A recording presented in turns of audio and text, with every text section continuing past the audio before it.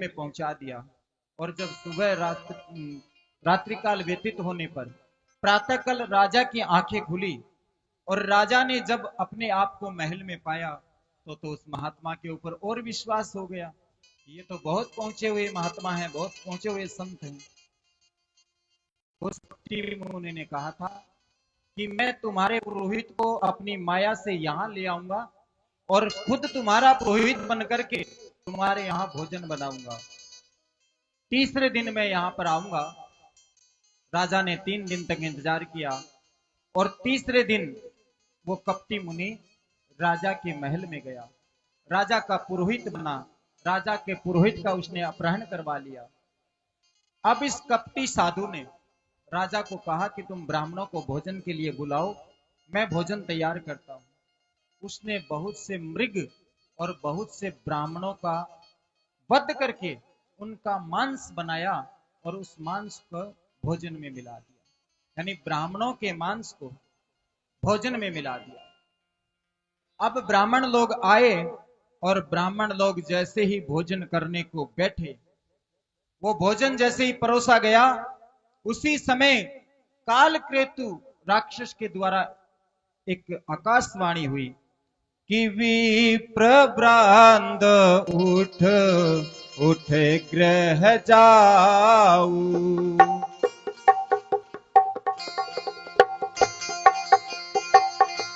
विप्रभ्रांत उठ उठ गृह जाओ, विप्रभ्रांत उठ उठ गृह जाओ, है बड़ी हानि अन्न जो खाऊ।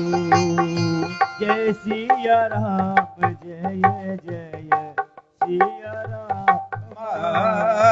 जय सिया राम जय जय सिया राम। खयहु रसोई भूसर मांसो, खयहु रसोई भूसर मांसो, सब द्विज उठे मान विश्वासु।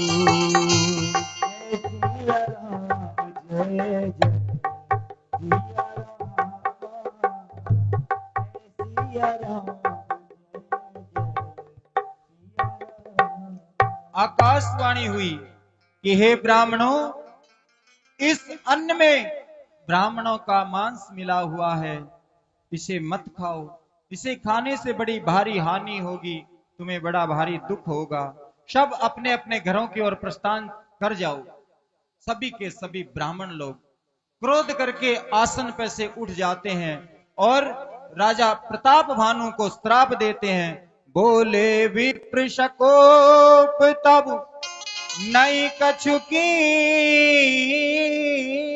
न विचार, और जाई निशाचर हो नृप मूढ़ सहित परिवार। हे राजा, तुमने बिना कुछ सोचे बिना विचारे बहुत बड़ा अपराध किया है। हम ब्राह्मण लोग तुम्हें श्राप देते हैं कि हे मूढ़ राजा, तू इसी समय जाकर के पूरे परिवार के सहित निशाचर हो जा, राक्षस हो जा। जैसे ही ब्राह्मणों ने राजा को यह श्राप दिया तो राजा प्रताप भानु की पूरी प्रजा दुखी हो गई कि हमारे महाराज तो ऐसे नहीं थे, ये तो धर्मशील थे, प्रजा का पालन करने वाले थे, आखिर इनको ऐसा श्राप क्यों दिया गया। उसी समय भगवान की आकाशवाणी होती है कि विप्र श्राप विचार न दीना, नहीं अपराध भूप कछु कीना। कि हे विप्रो, हे ब्राह्मणों, तुमने बिना विचारे राजा को श्राप दे दिया। इस राजा ने किसी भी प्रकार का कोई अपराध नहीं किया है, ये तो कपटी मुनि और काल केतु नाम के राक्षस का सारा किया धराया है। तुमने बहुत बड़ा अनर्थ कर दिया, तुमने ब्राह्मणों को श्राप, राजा को श्राप दे दिया। भगवान ने कहा कि हे राजा, भावी बलवान होती है, विधाता के लेख कभी मिटते नहीं हैं। मैं इन ब्राह्मणों के श्राप को तो दूर नहीं कर सकता कि भूपति भावी मिट ही नहीं, यद्यपि न दूषण तोरे, किए अन्यथा होई नहीं, विप्र श्राप अति घोर। ब्राह्मणों का श्राप बड़ा कठोर होता है, इसके लिए विधाता यानी मैं स्वयं भी कुछ नहीं कर सकता।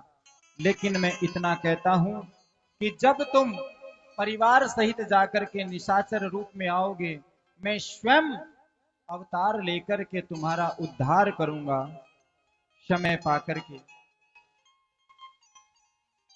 जैसे ही राजा कालकेतु, जैसे ही राजा प्रताप भानु दुखित हो जाते हैं, उसी समय ये जो कालकेतु है और ये कपटी मुनि है, जिन जिन राजाओं को प्रताप भानु ने लूटा था, उनका खजाना प्राप्त किया था, सारे के सारों को पत्रिका लिख देते हैं कि अब प्रताप भानु बलहीन हो गया है, इसलिए सब एक साथ मिलकर के प्रताप भानु के ऊपर आक्रमण कर दो। सारे के सारे राजा लोग मिलकर के प्रताप भानु के ऊपर आक्रमण कर देते हैं और उस युद्ध में राजा प्रताप भानु परिवार सहित वीर गति को प्राप्त हो जाते हैं। याज्ञवल्क्य जी भारद्वाज ऋषि को और भगवान भोलेनाथ मां पार्वती को कहते हैं कि जब दाता उल्टा होता है तो धूल भी पर्वत के समान लगने लग जाती है और यमराज के समान जो रस्सी है ये सांप के समान हो जाती है, काटने को दौड़ती है।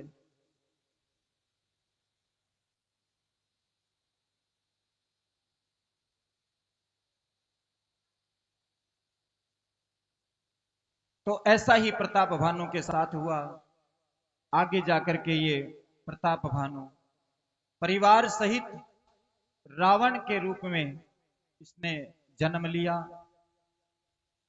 इसका जो भाई था वो कुंभकर्ण के रूप में जन्म लेता है और धर्म रुचि नाम का जो सेनापति था वो विभीषण के रूप में जन्म लेता है। भगवान शंकर मां पार्वती को अवतार ये पांचवें कारण बता करके कहते हैं कि अब आगे की कथा को सुनो कि किस प्रकार से राजा प्रताप भानु रावण और कुंभकर्ण के रूप में जन्म लेते हैं, अवतार लेते हैं। कालांतर में विसर्वा नाम के एक ऋषि हुए हैं। उनके शील और स्वभाव को देख करके भारद्वाज ऋषि ने अपनी प्यारी सी कन्या इडबला का विवाह विसर्वा के साथ कर दिया, जिसके कुबेर नामक एक पुत्र हुआ। और कुबेर की तपस्या से प्रसन्न होकर के ब्रह्मा जी ने इसको पुष्पक विमान दिया और धनाध्यक्ष बना दिया। विसर्वा जी की जो माता जी हैं, इनका नाम है हाविर्भुआ और तृणबिंदु की जो पत्नी है अलम्बुषा नाम की अप्सरा, ये इनकी माता जी हैं। ततो लब्ध वर्षोपि पित्रम दृष्टमाग्रतः पुष्पकेन धनाध्यक्षो ब्रह्मदत्तेन भास्वतः। आगे चल करके शुमाली नामक दैत्य ने अपनी कन्या विसर्वा ऋषि के लिए प्रदान की है, जिसका नाम केकसी है। और केकसी और विसर्वा के संसर्ग से ये रावण नाम का एक महाबली पुत्र उनके पैदा हुआ है। विसर्वा ऋषि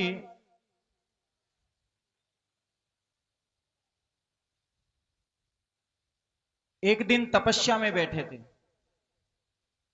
तो तपस्या में बैठे थे तो उनके पास उनकी पत्नी आई और कहा कि हे महाराज, जितने दिन आपने तप किया, जितना समय आपने तप में लगाया, अगर इतना समय आप मेरे से प्रेम करते तो मेरे 10 पुत्र हो जाते। तो विसर्वा ने कहा कि हे रानी, तुम चिंता मत करो, मैं तुम्हें एक ऐसा पुत्र दूंगा जो तुम्हारे 10 पुत्रों से भी बढ़कर के होगा, 10 पुत्रों से बराबर होगा। लेकिन तुम इस समय पुत्र की कामना से मेरे पास आई हो, लेकिन ये समय संध्या का समय है और संध्या काल में कभी भी सहवास नहीं करना चाहिए, इसलिए कुछ समय तुम रुको। लेकिन रानी नहीं मानी। महाराज ने उसे बहुत समझाया कि संध्या काल में 4 कर्म कभी भी नहीं करने चाहिए। एक तो संध्या काल में सोना नहीं चाहिए, जब दोनों समय मिलते हैं उस समय सोना नहीं चाहिए। एक संध्या काल में कभी रति क्रिया नहीं करनी चाहिए। तीसरा, संध्या काल में कभी स्वाध्याय नहीं करना चाहिए। और चौथा, कभी भी संध्या काल के अंदर विहार नहीं करना चाहिए। इसलिए रानी, ये समय उचित नहीं है। लेकिन रानी नहीं मानी। तो विशर्वा ने कहा कि दारुणायाम तु वेलायाम आगतासि सुमध्य में तत अतस्तमे दारुणो पुत्रो राक्षसो संभविष्यतः। हे रानी, तुम संध्या काल की विकट बेला में मेरे पास पुत्र प्राप्ति के लिए आई हो और मेरे बार बार समझाने पर भी नहीं मान रही हो, तो तुम्हारे गर्भ से जो पुत्र होंगे वो राक्षस पैदा होंगे। हाथ जोड़ करके विशर्वा जी की पत्नी ने कहा कि तुम्हारे जैसे ऋषि के द्वारा भी क्या राक्षस लोग पैदा होंगे? तो विशर्वा जी ने कहा कि ये समय ही ऐसा था, इसके ठीक पश्चात जब ये समय गुजर गया उसके बाद तुम्हारे गर्भ से एक पुत्र पैदा होगा। ततो विभीक्षणो जाते शांतात्मा सौम्य दर्शन। वो भगवान का भक्त होगा, धर्म में रुचि रखने वाला होगा, सनातन धर्म को मानने वाला होगा। इसीलिए समय पाकर के रानी के गर्भ से रावण और कुंभकर्ण नाम के राक्षसों का जन्म हुआ। और संध्या काल की वेला के बाद जो गर्भ ठहरा था उससे नाम विदीक्षण जहि जग जाना और विष्णु भक्त विज्ञान निधाना। विभीषण नाम का एक पुत्र हुआ जो विष्णु भगवान का भक्त हुआ, श्री राम का भक्त हुआ और धर्म की मर्यादा को उसने पालन किया। अब